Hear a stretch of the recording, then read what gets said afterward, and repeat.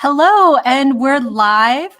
Welcome to our virtual presentation of I Think I Love You and Once Upon a Quinceañera. We are here today with authors Auriane Desombre and Monica Gomez-Hira, along with moderator Rachel Lynn Solomon. There will be an audience Q&A at the end of this talk, so please send us your questions by using the Ask a Question button at the very bottom of the page. You can also vote for any questions you'd like, and they'll make their way to the top of the list. Also, please consider supporting Vroman's Bookstore by purchasing a copy of tonight's featured books. Just click on the green purchase button directly below the viewer's screen. It will take you to our website where you can complete your purchase. And Vroman's is the oldest independent bookstore in Southern California. We are 126 years old, and it's thanks to avid readers like yourselves that keep our lights on. All right, with that said, let me introduce our guests and we can get started. Auriane Desombre is the author of I Think I Love You and works as a middle school teacher and freelance editor. Monica Gomez-Hira is the daughter of Colombian immigrant parents, the wife of an Indian immigrant, mother to a half Latina, half Indian daughter, and Once Upon a Quinceañera is her debut novel. And joining us tonight is our moderator, Rachel Lynn Solomon. She is the author of several romance and YA novels, including The X Talk, Today, Tonight, Tomorrow, and We Can't Keep Meeting Like This. So with that said, I'm going to turn off my camera and enjoy the talk, everyone. Thank you so much. And I am so excited to be here with two of my favorite people and two of my favorite books. I've been super looking forward to this, and it's just so serendipitous that these two books came out on the same day, and both of them are romantic comedies and genuinely truly funny. You both have such different senses of humor, but are so hilarious, and I just admire that so much. So like I said, I have been really looking forward to this event, because both of these books came out of Pitch Wars 2018. And for anyone who is unfamiliar with Pitch Wars, it is a writing mentorship program where authors work with someone slightly farther ahead of them in the publishing process on polishing up their manuscript and getting it ready to get in front of agents. And Monica was my mentee in 2018, and Auriane was also a mentee in 2018. And that was the first time that I read both of these books. So yeah, just really special that they came out of the same year, and now they released on the same day, earlier this week. So I know the before and after of Pitch Wars looked different for both of you, and I would love to hear a little more about your journeys from first draft to publication. Monica, do you want to start? Sure. I started writing the book around 2016-ish in a very sort of lackadaisical way. I was like, oh, I'll write, I won't write, I'll write, I won't write. And I don't think I was really taking it seriously until I realized that every time I listened to the radio, I started thinking about my characters. Every love song was about my characters. And I realized, okay, I might have something here. So then I started writing, and I was in a writing group, and I was showing everything to my writing group, and they agreed with me that they thought I had something special.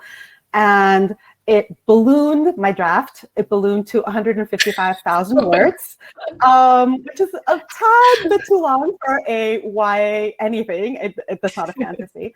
So I cut it down to 100,000 words and started querying, but guess what? Still too long. So I applied to Pitch Wars, and I was lucky enough that Rachel chose me, and she helped me chop it down 15,000 words. She helped me completely reimagine it, and the rest is pretty much publishing history. So what's the final word count? 92. I actually added some back. That's, oh my God. So from 155 to 92, I think cutting is harder than adding. So it just blows my mind. Yeah, it was a lot of subplots that had to go. I was writing as if it was a telenovela, like it was a soap opera in my head. So all of my characters have very elaborate backstories and relationships with each other. And of course, they all had to be on the page. And Rachel, you helped me gently realize it's actually not 18 people's book. It really just belongs to one character. So you might want to chop it down. So that was really helpful. It was good advice. Well, I mean, they were all still great words, even if they had to go. Auriane, what about you? I feel like I had a very much like opposite journey in that. So I originally started writing I Think I Love You as a script for a screenplay class I took in undergrad. And then I turned it into a book in like 2017. And my first draft was like ittiest bittiest baby, barely a single word in there, nary a plot to be found. And then I was mentored by Sonia Hartle and Annette Christie in Pitch Wars. Both of whom are absolutely amazing. And they were kind of like, hey, like maybe you want to add a plot to this book. Like we've heard some books have them and it's a good thing to have. So I added in the film competition, which was not there in the first draft.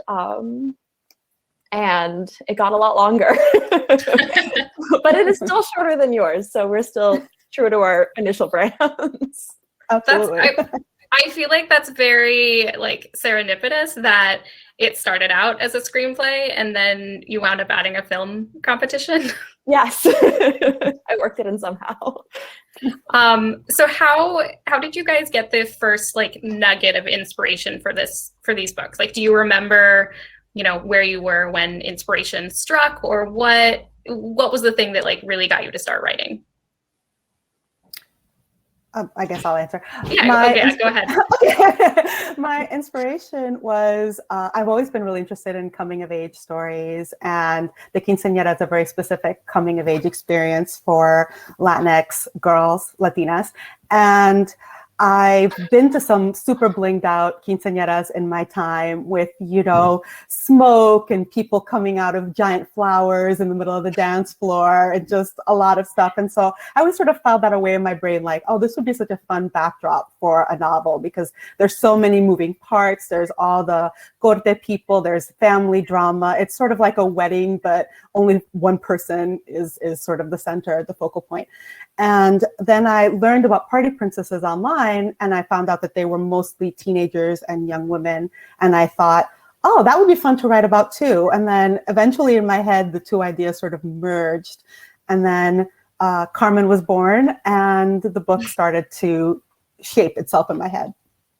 And so this was something I had no idea was a thing when I first read your book, but can you tell people what a party princess is? Unless everyone else just knows way more than I do, which is totally possible. A party princess is a person who dresses up as usually a fairy tale character or a character in a movie to perform at children's parties. They perform at hospitals. They occasionally perform at grown-up parties as well. I'm not really sure what kind of grown-up party would want to have Cinderella in it, but whatever, go with it. And so they go to these children's parties and they pretend to be Belle or Cinderella or whoever, and they pretty much run the party. They do activities with the kids, they sing, they dance, and they give the kids a whole fairy tale experience. I love that. And it's just such a perfect, it matches perfectly with the title of the book, and it's such a fun visual. Just I've always loved the opening of the book with her in just this massive Belle gown that smells like dry cleaning fluid, and it's so sensory and so great. What about you, Auriane, when you were writing that first screenplay?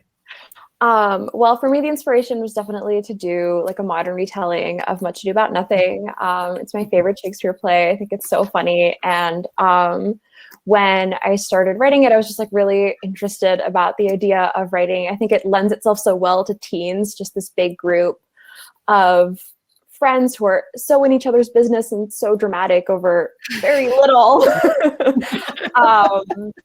Just kind of going about handling their feelings in very hilariously inept ways. So I definitely had a lot of fun with that.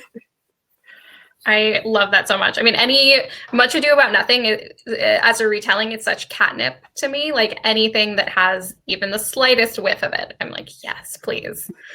And just a reminder for everyone watching that if you have a question, you can drop it in the question box below and we'll answer those about 6:45 Pacific. We'll switch over to questions.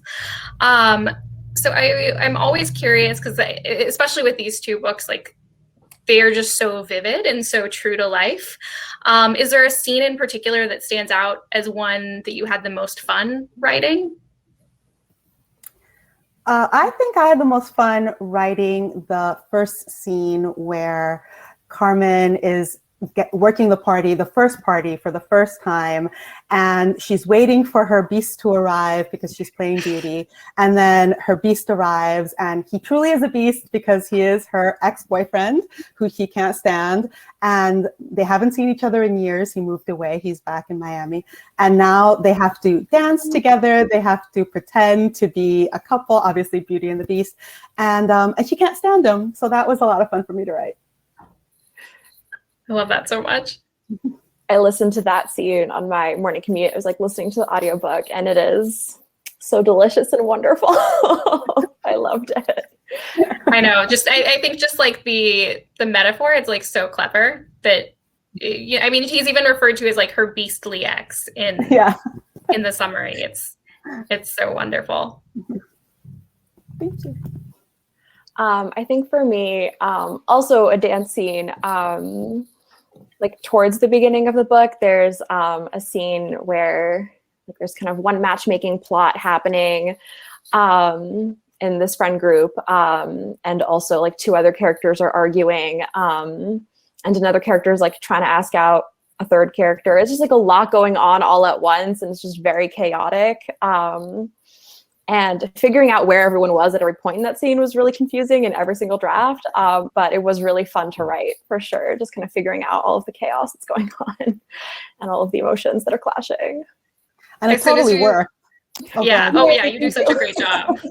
As soon as you said dancing, I was like, oh my God, I know. That scene is still so fresh in my mind, even from 3 years ago. It's so good. And so as we've established, both of these are your debut novels. What has been the most exciting part of the debut experience so far, and maybe also the most surprising? The most exciting thing that happened through this debut process was definitely getting the initial call from Jim McCarthy, my agent, saying that we had an offer on the book after we'd submitted it, just because I couldn't believe that somebody actually wanted to publish it and wanted to put it out in the world. And that was such a great feeling. I don't think my feet touched the ground that whole rest of the day. I was just floating above. And the most surprising thing, which surprises me that I'm surprised because I used to work in publishing, but the most surprising thing has definitely been the copy editing process. I had no idea that it was going to be as involved as it was, and how meticulous. And I mean, I've always super respected copy editors, but now I'm like, wow, they are heroes, because they just find so much that I read the book a million times and I never saw. They're so great, and they're so kind too in their comments, but like it's impossible not to read them with like a hint of passive aggressiveness sometimes. Like you'll see a comment and it's like, same word repeated on 2 lines, intentional? And you're like, no, it was not intentional. I'm just a baby who knows nothing. Do you remember where you were when you got that call? I was in my basement. I was doing laundry when I got the call. I remember it was raining and it was summer, and I thought, oh, well, there's really nothing to do today. I'm sure nothing exciting will happen today. Let me do some laundry. And then my cell phone rings, and there it was. I love that. And Auriane, what about you? And now I think I also need to know the answer to that same question, where you were when you got the call. Well, I was going to say, just further proof that Monica and I have had such conjoined publishing experiences, because I have the exact same answer to both those questions. Definitely the most exciting time was when I got the call. I was like at work, actually like thinking about like revisions I might want to make to this book. I was like working on an outline, being like, maybe I'll change things. Like, it's on sub, but maybe. And then my agent Penny Moore called, and I like went outside to hide from my coworkers, and I was like awkwardly pacing around the hallway, like pretending to be busy. But actually just like having this insane phone conversation about how someone wanted to publish my book, which felt so exciting. And then, I felt like my feet definitely didn't touch the ground. I definitely got no work done the rest of that day. Oh, yeah. Makes sense. I think I was on a conference call when mine happened, and I just like quietly left. They're like, "Wait, did you leave that conference call?" No, I've been here the whole time. I don't Yeah. What about most surprising? Most surprising was definitely how much I enjoyed copy edits, because I felt like I'd heard that they could be really stressful. And then when I got them, I was like, oh my goodness, like this copy editor is just a genius. Like all of these things that she's noticing. And then I was also very surprised at like all the things that I didn't notice. Like apparently I don't know like how a week works. Like, like they'll be coming saying like last scene was a Tuesday and yet here it is Thursday, intentional. And I feel like, oh, so I was just really amazed by that whole process and how intricate it was. For sure. And then I have a question specifically for Monica. So setting and food are a huge, huge part of this book. And I keep having to hold it because not only was it perfect that both of these managed to show up for this event, but like they are two of my favorite covers of all time. They are just so beautiful. But this one just really feels like Miami. And just especially with regard to that setting, I truly felt like I was sweating every time I opened the book. So how do you bring these deeply sensory things like setting and food to life? I think that's so hard to capture as an author. I think that I really made myself think almost like a child. I wanted to know exactly how it felt in the immediate sense without all of the sort of baggage of what I already know about Miami summer or about, café con leche or things like that. I really kept challenging myself to be like, well, what does it actually feel like in the moment?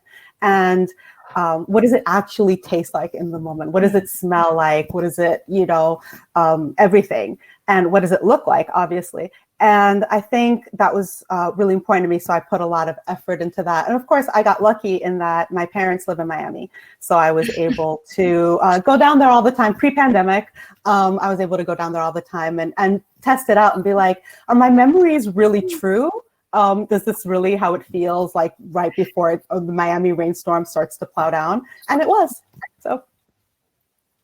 Yeah, and I mean, I of all the books that I've read set in Florida or Miami, I think this one is definitely my favorite because it feels like so vibrant and so beautiful. Like, and I love what you say about making it pretending that you are a child who knows nothing, because sometimes I think the things that you know really well are the hardest to write about because you don't think about all the steps that go into, like let's say you're a ballerina and like you're writing about ballet. I think that can sometimes be really hard because it's just second nature to you almost. And then I have a specific question for Auriane as well. So as you mentioned earlier, this book has its roots in Much Ado About Nothing. I would love to know, what it's like to write a retelling and what beats of the original play did you discard and what pieces did you feel like you absolutely needed to keep? I think for it to really feel like a Much Ado retelling, I mean, obviously you need the enemies to lovers and the matchmaking plot beats. I think the specific schemes that they come up with in Much Ado About Nothing are so specific and so funny to me. So I feel like you have to have those to be able to call it a Much Ado About Nothing retelling. So I made sure to include those. One thing that changed in the end was in Much Ado About Nothing, both of the characters are very anti-love. And I took it in a different direction with I Think I Love You, where one of my protagonists is still extremely anti-love, anti-relationships and not here for romance. But the other ended up being very romantic and very into it to kind of feed it, like fuel the conflict between the two of them. So it ended up giving it kind of also like Jane Austen's Emma vibes. Coincidentally, that character is named Emma. Utter coincidence. But maybe it was just meant to be for her all along. So that was really fun as well.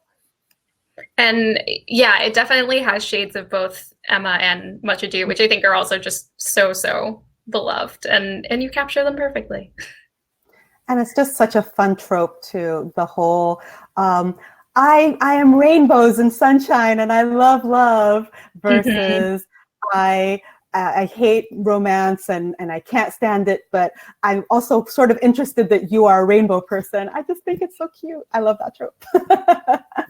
And you also, like, the voices are so distinct too. Like, you would never wonder whose chapter you're in. Like, you can always tell whether you're with Emma or Sophia. Mm-hmm. Absolutely. Yep. And, you know, we've been talking a lot just about beats of romantic comedies and romantic comedy tropes, you know, like enemies to lovers and matchmaking. And romantic comedies are really having a moment, you know, capitalized M, in YA. And both of these really feel like romantic comedies to me, where a lot of times we see things marketed as rom-coms that maybe don't feel like rom-coms when you read them, but these ones, you know, there's no doubt about that. Oh, I think we lost Auriane for a moment, but yep. I'm sure I'll just start with you and she can catch back up.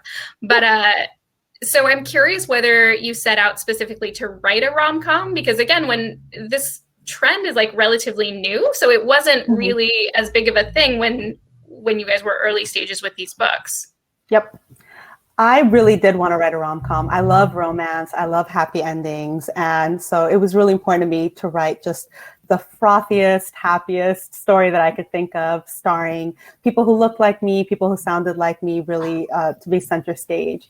So I think that was important to me, and that's why I wanted to write a rom-com. So I can understand why they're having a moment. I mean, look at the world. Like, we want that feeling of fun, and we want that feeling of happy ending that we get. And we want that feeling of escape, and to feel like for at least a little while we're in a completely different place.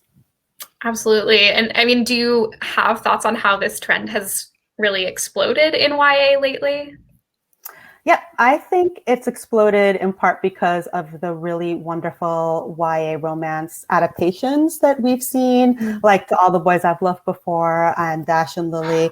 I think that people, when they had that experience, they realized, I want to keep feeling these feelings. And so they started to sort of explore YA romance in a larger sense, because even though you can reread the same books over and over, it's also fun to read new things.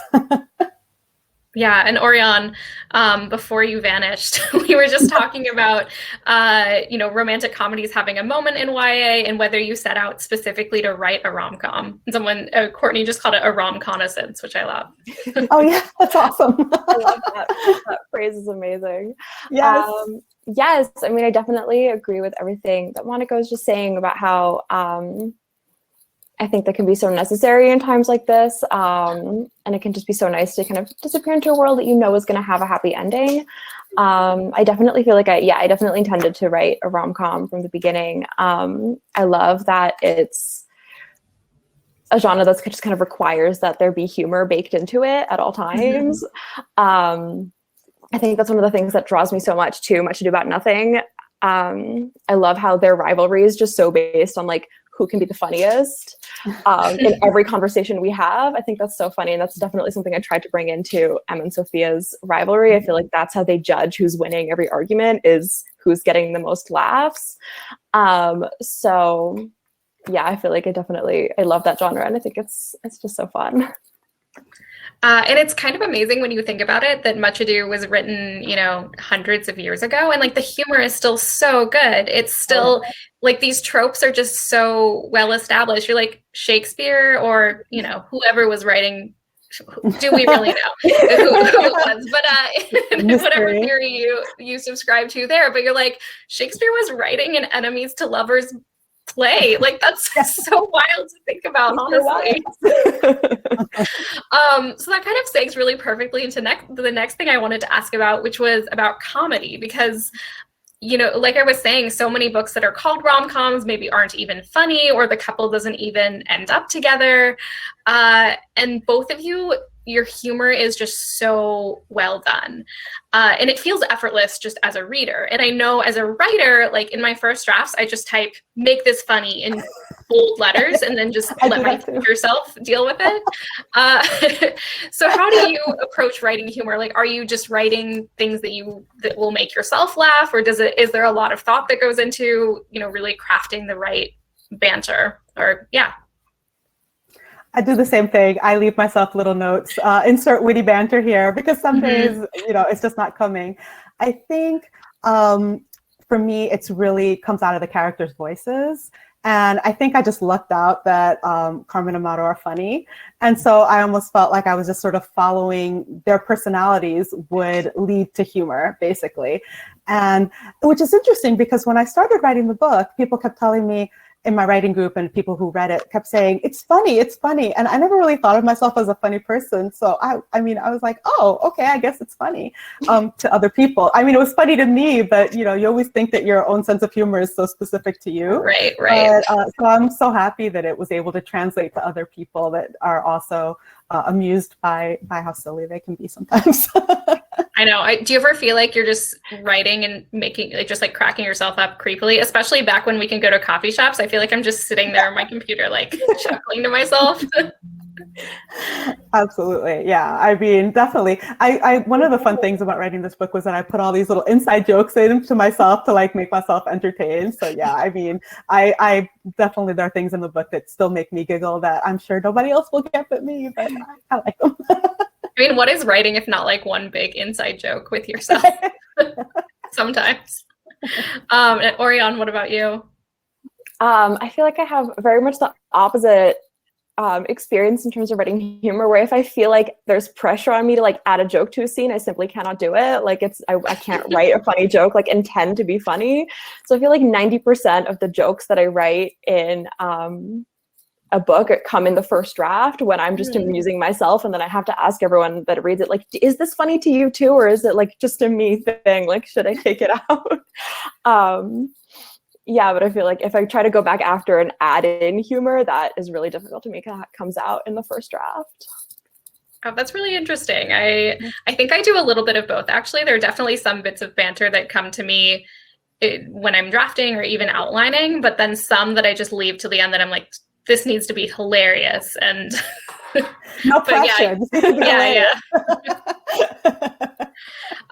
So another thing that these books have in common, which is really interesting because for one of them, it did not exist in the original version, is a film element. So in Once Upon a Quinceañera, Carmen makes videos just for fun, and it doesn't really know that could maybe be something she could pursue professionally in the future. And then in I Think I Love You, Emma and Sophia are entering a film festival competition. So what made you decide on film, and how did you go about incorporating that into the book? Because I think that's another thing that is really hard to write about because it's so visual. I think I like Carmen. I was, that girl who made music videos for her favorite couples and favorite characters. So I just wanted to see that in a book because it was something that I did, and I'm embarrassed to admit how old I was when I did it. Let's just say I was a little older than Carmen when I did it, but it was something I really loved to do, and it just felt like a fun hobby that she could have. And then it really started to make me think about the theme of the book overall, because so much of this book is about how you see yourself and how you see your history. And if there are ways that you can tell yourself the story of your history and sort of choose which elements you're going to focus on, and having that sort of change the way that you can see yourself and the way that you can portray yourself to other people. And so it was not intentional, but it did end up feeling like it really fed into sort of the larger message and the larger theme of the book. I love that. And that was actually one of my favorite things. I'm sorry. No, go ahead. I was just going to say that was one of my favorite things when I read the first draft of the book, because I'd never read a YA character that just liked making those kind of shippy videos with music in the background. I was like, that is so fun and feels like absolutely something someone would do. We are out there. And Auriane, I know you had a bit of a different path to it. I did. I very much added the film competition retroactively. I thought like a competitive element would make a good plot, since it kind of forces Emma and Sophia to clash on multiple fronts. But I found the same thing as you, Monica, when I was adding in the film element, which is that it really does give you such a good avenue for talking about the themes of the book. In this one, it like really forces both Emma and Sophia to think a lot about their worldview and think a lot about like their views on romance, because Emma's making a rom-com and Sophia's she's not really making anything specific. She just knows it's not a rom-com. That's like all she wants it to be, is very much not a rom-com. So yeah, I think it just kind of provides a really good avenue for the characters to kind of be thinking about the themes of the book themselves a little more explicitly, which is interesting to work with. That's so great. And I'm always so amazed when there's a book where an element feels so crucial to it, and then you learn that was not part of the early drafts at all. I think it just makes it even more impressive, because now you probably can't imagine the book without that competition. No, I don't even know how. I don't even know what the first draft was about. Possibly, like, what was in there? I don't know.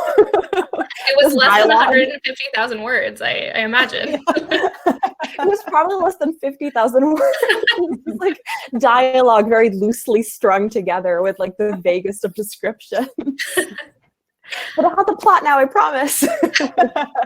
I can vouch for that. It has a story. It has a good story. Yay. I mean, we'll see when I reread it again, or when I read it again. I will report back. Yeah. Post mentorship check. Yeah, no, I'm positive that it's fantastic. So I only have one more question for you guys before we go to audience questions. So just a reminder that if you have anything, you can drop it down below, and I imagine we'll be able to get to most of them. We've just been like zooming through everything. But I always like to ask, because I know everyone is always looking for book recs. I mean, you can never have too big a TBR. So what is a book that you have read lately that you've really loved? Two books that I've read lately that I really loved. One is Happily Ever Afters by Elise Bryant. Such a fun, also kind of a rom-com, such a fun romance that I really enjoyed reading it. It just is the kind of book that you sort of hug to your chest when you're done. You're like, yay! And another book that I've really loved is Fat Chance, Charlie Vega by Crystal Maldonado, which came out last month. And it's so funny. And I mean, speaking of great descriptions of food and things like that, it's just full of that element. I mean, it's just really well done and well written. And I don't want to be cheesy, but I'm also reading I Think I Love You right now. And I do love it. It's not just thought. And yes, exactly.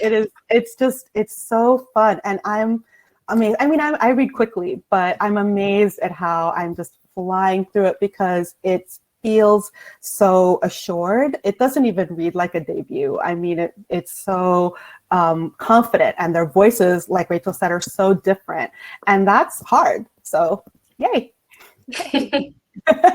Well, I'm also in the middle of reading Once Upon a Quinceañera. It's the nice thing about our books coming out on the same day. We get to read each other's books. I'm listening to the audiobook, and I was telling you before the event, I'm just driving to work, like in my car, talking to you, being like, Monica, this is so funny. Like, this is so good. Because it's just so funny. And I'm loving every second. And the audiobook is amazing too, which is nice. And I'm also in the middle of reading Written in the Stars by Alexandria Bellefleur, which is like a Pride and Prejudice retelling. And it's my everything right now. I love it so much. I love that one. It's so good. It's really good. Cool. Well, I think we will transition over to some questions. There are some good ones here. So I really like this one. Both your books have beautiful covers. Did you have the opportunity to talk with your illustrators before the covers were revealed, or what was the cover process like for you two?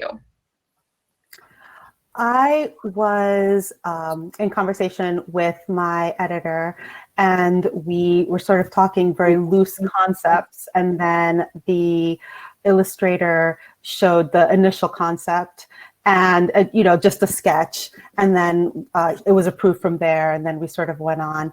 And even in black and white, I could tell that it was going to be adorable. But I have to say, what really sold it to me was when I saw it in color. I love the orange, and it just feels happy. It feels Miami to me, just that vibrancy. And then also when I saw the font that was used for the title, I just thought, oh, this is really cool. So yeah, she's an amazing illustrator. Her name is Isabella Humphrey, and she's super cool. I love it because I cannot think of another YA that has like this orange as a cover. It stands out so much. I love it. And it fits your book so well too. It's such a perfect cover. I love it. I had such a wild experience with this cover where we were going in a completely different direction. I'd seen like a few photographic covers, like not illustrated ones. And then one day out of nowhere, I just got an email from my editor being like, we decided to go in a different direction. Your new cover is attached. And I opened and I saw this absolute masterpiece by Jeff Osberg. And I was again at work and I had to like run to the bathroom to have a little cry because it's so beautiful. And I love it so much. And I just couldn't believe I opened this email like out of the blue, and it was just so beautiful. And I was so happy. Both of these are just phenomenal. And Jeff Osberg has also done probably some other recognizable covers too, right? Yeah, he did the cover for Hot Dog Girl, I know, and a few others of Jennifer Duggan's books. Yeah, when I found that out, I was like, oh yeah, I really see it. Like the style is similar. For sure. I think he did What If It's Us too. Oh yes. He did which one? Oh, someone else just said that in the chat too. His style is just so gorgeous. I love all of his covers so much. I love how intimate it is. I love just their body language and just the shades of blue. It really sort of captures the feeling of that tentativeness that they start to have. And it's just perfect. Yeah, and it's so like the book is set in New York, but it's like they're trying to get to this Los Angeles Film Festival. So it's like the LA sky. And I just moved to LA and I've like multiple times like gone outside during sunset being like, oh, it looks like my book cover. Like it's so good. It's just such like a good depiction of like what that feeling that it captures is so wonderful. I know, you guys can tell I can like barely stop touching them. I just so much. But there are so many good questions in here. I really like this one because I don't think I've seen it asked in an event before. What inspired your main characters' names? She sort of came with her name, which doesn't always happen. There are definitely characters that come to me more so as amorphous personalities, and then I have to sort of think about what fits. I mean, I'm that person who looks up baby lists and things like that just to sort of to get the feeling of the name. But Carmen came with her own name. And Mauro, him I did have to play around. He had a couple of different names, but nothing quite felt right and nothing sounded good with Carmen. And you know, as an old school shipper, I needed the names to sound good together. So it wasn't until I hit upon that name that I thought, okay, this is the right one. So yep, that's how they came. Oh. What were some of his reject names? I'm curious. One of his names was Tomás. Another of his names was, no, I don't want to say that name because that might end up in my next book. Oh. You can recycle them. That's good. Yeah, exactly. I'll stick with Tomás. Yes, that was one of his names, but I just didn't like how they sounded together. I don't know. That's such a great question. Because it's so much to do about nothing retelling, and I didn't want to like make them plays on names from the play because I always find that like a little confusing. Like when I was writing, it was too close, and then I kept getting confused. So I ended up in my first draft naming them all after actors who've played the characters on stage or on the screen in Much Ado About Nothing. So Emma's named after Emma Thompson. Oh my god! Yeah, and then Tom and Kate are also named after actors. But then Sophia obviously is the Benedict character and is always played by men, so I just named her randomly. And then I ended up changing Matt. He's the like I named him after an actor who played that character called Claude, but then there's a different character in the play called Claudio. So I think the version you read, Rachel, he was still named Claude. He was, yeah. But there's there's a character in the play called Claudio who's a different character, and that got really confusing, so I just changed it to Matt, which is the most generic boy name that could possibly exist. Put no thought into that whatsoever. I was like, oh, I need a new one. Matt. I fear that I have like multiple Matts across my books, because sometimes you just need like a name. You're like, Mike, Matt, like it's just. And I am deeply sorry to any Mikes or Matts who are listening. There's no shame to the name at all. It's just a good name. It's a great name, and sometimes you just need something quick, and like a Matt or Mike will do. Exactly. I love that question. Here's another one. What are some of your favorite romance tropes? Ooh. I love enemies to lovers, obviously. I love second chance romance, which is also a big part of my book. And to get really specific into tropes, I love, oh no, there's two of us, but there's only one bed. What are we going to do? I love also that trope. And I was telling Auriane, I love the trope of, I'm a happy, sunshiny person, and I'm inexplicably attracted to this grumpy person who hates love. Me kind of hates that, but yeah, I love that kind of opposites attract trope. It's so fun.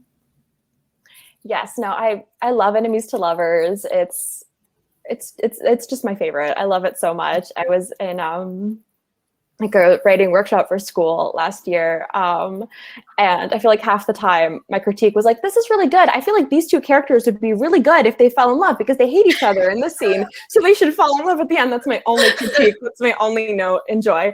I just love it so much. I always think it's so good. I also love fake dating. I feel like that's always a delight. If they can be enemies who have to fake date, even better. Then I'm going to love it. Yeah. I love that. Yeah, I love enemies to lovers so much that one of my editors told me I could not do it again. At least for, like, she was like, this book was feeling a little too enemies to lovers. Like, what if they were nice to each other? Yeah, I think you tweeted something like that like a tweet that lives in my head rent free. That's just like, I'm writing a book and they like each other. Like, he's just nice to her the whole time. Like, I don't know what to do. And I was like, yeah, very weird. I don't know how to write that. Like, I don't know her. I was going to say, that would be the shortest book in the world for me. It would be like, oh, and he's pleasant and she's pleasant and we're done. Right? Like, that happens. And I do love like friends to lovers and best friends to lovers, but I think it's so hard to do. And I think it's so hard to create that tension. So people who do it well, I'm especially amazed. Yeah. Let's see.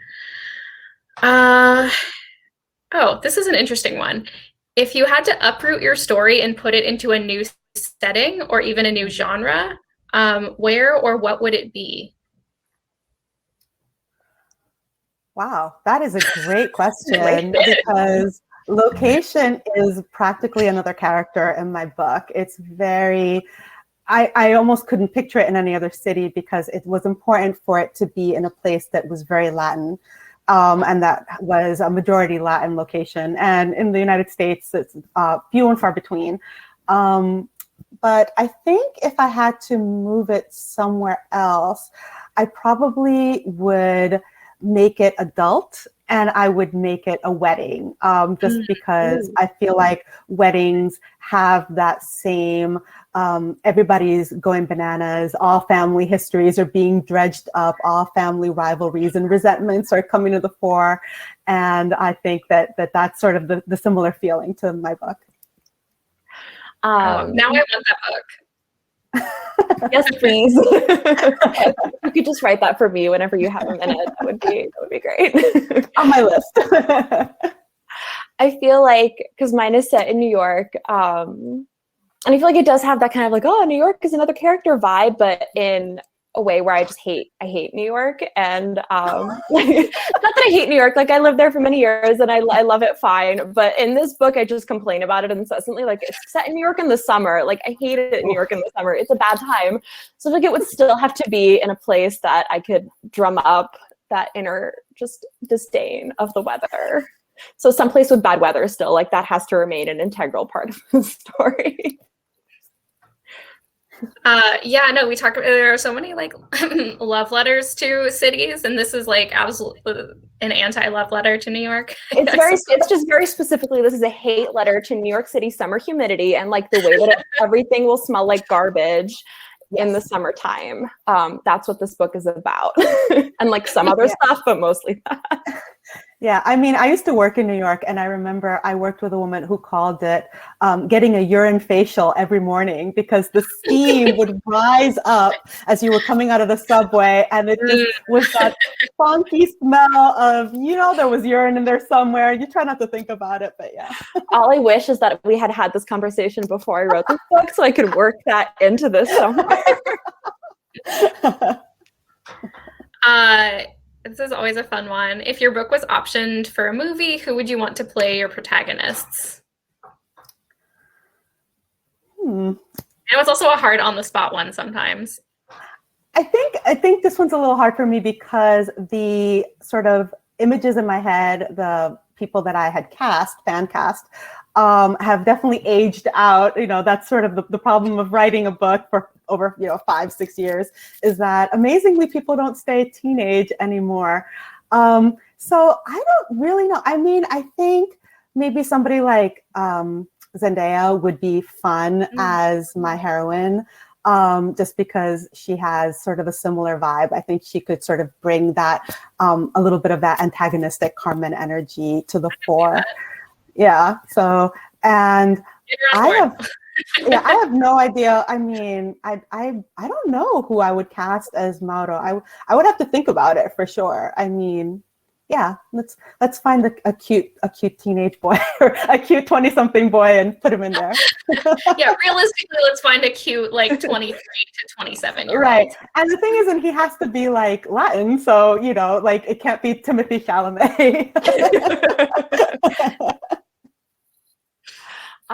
This is always such a hard question for me because I feel like I immediately forget every actor that I have ever heard of or known of or anything. Like Meryl Streep as Sophia, like that just made me think of Devil Wears Prada. So now I really want Anne Hathaway to play opposite her as Sophia. I will not take in constructive criticism at this time. That's who I'm casting. All I know for sure is that I want Taylor Swift to resume her role as a CGI cat to play on a cat in the movie. I'll put on gosh. That's really important. I love that so much. That's my only term. That now and that Meryl Streep plays Emma. That's also very important to me now. Or Emma Thompson could play Emma, and Meryl Streep could play Sophia. Yes. You're a genius. You could do just sort of like a just an older, like Something's Gotta Give meets I Think I Love You, and just cast all like older people. That would be fun. Yes. You're like, these are teenagers. Yes, and that's sort of the running thing. They're all teenagers, and everybody accepts it. Yeah.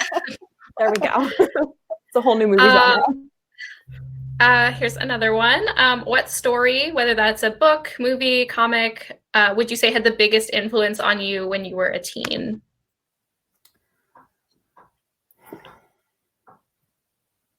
I'm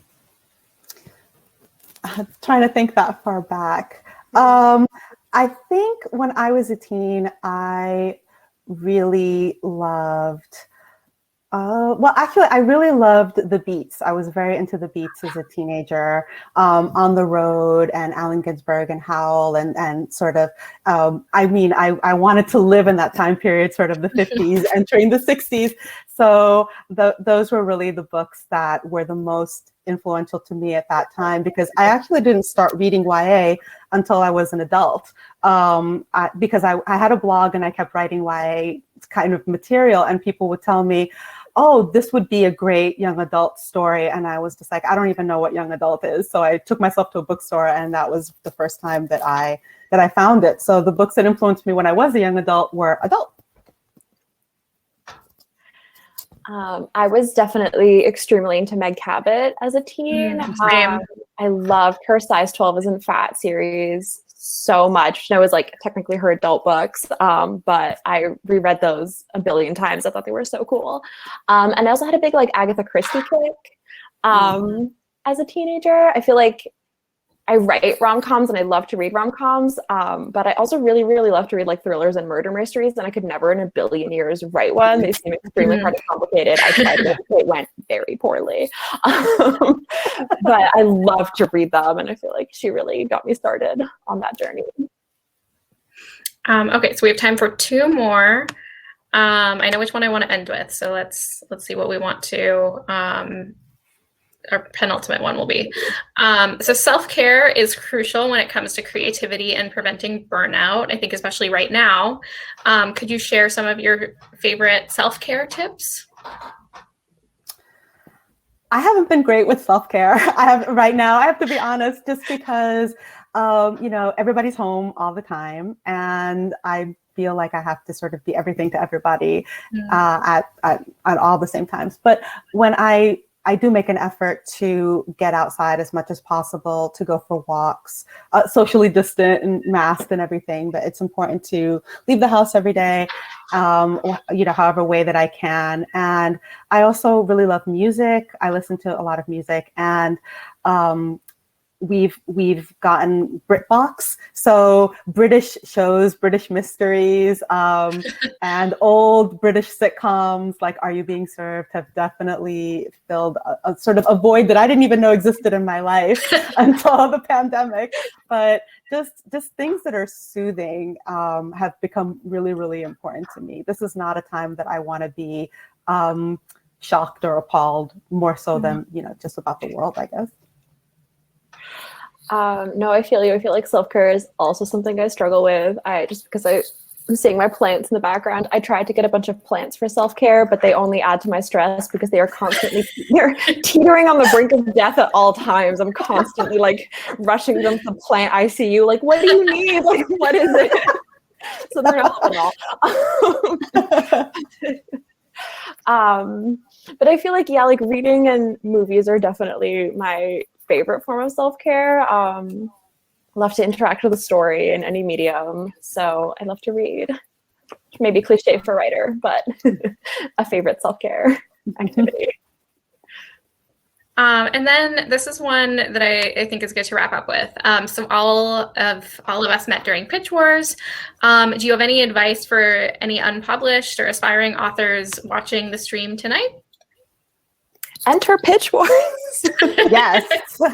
Yes. Pitch Wars is fabulous because you really get the experience of having somebody who really understands story and knows what they're doing to take a look at your book and to really tell you what was wrong. That's not all they do. They don't just tell you what's wrong. But what was so wonderful about Pitch Wars for me was that I just gone as far with my book as I could, with my resources.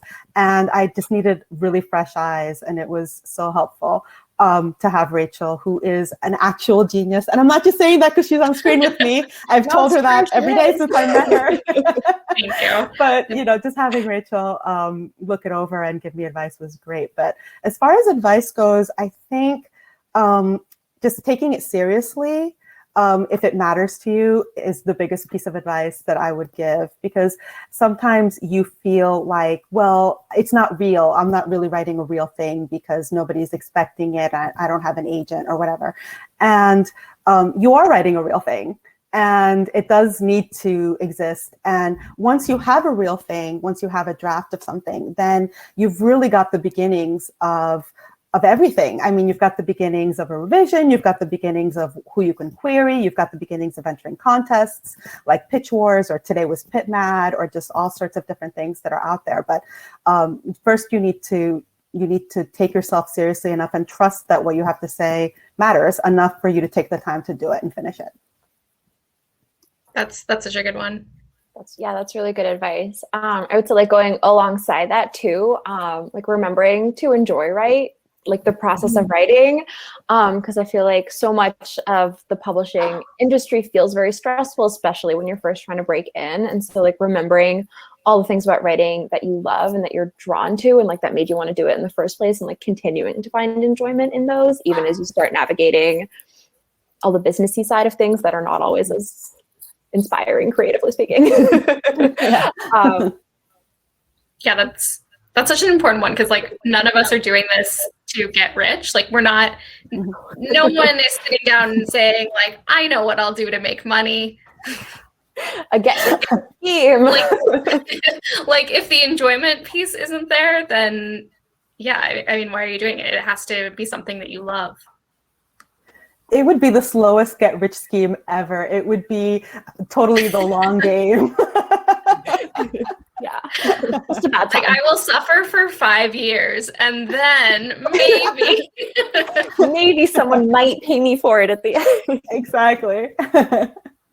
I think that is a really good place to end it. Thank you so much for the advice. And it was such a fun conversation. Thank you to everyone who tuned in and sent in their questions. Thank you for supporting your local bookstore. Again, if you would like to purchase a copy of tonight's featured books, just click on the green purchase button directly below the viewer screen. Yes, look at the beautiful covers. They're calling out to you to buy them. And for those of you who tuned in late, don't worry. A replay of this talk will be available shortly in about an hour, I think. Just use the same link and you'll be able to rewatch it. And I think that's about it. Stay safe, everyone, and have a good night. All right. Bye, everyone. Bye, thank you.